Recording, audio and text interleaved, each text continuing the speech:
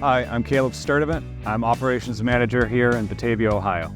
Basically what that means is manage a team of technicians that recondition transformers. I'm managing the workflow for them, giving out work orders, making sure things are done on schedule, on time, and that they have what they need to get those jobs done.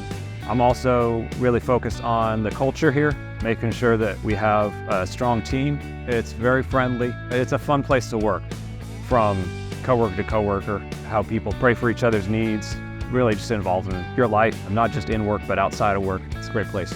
With this place, we're looking for technicians, guys who want to work with their hands, basically turn old beat up transformers into brand new shiny ones. To work as a team, learn new skills, and learn new abilities. If you're someone who wants to work with a place where people care about each other, care about what they do, wants to be able to see the impact of their work, the Maddox is the place for you.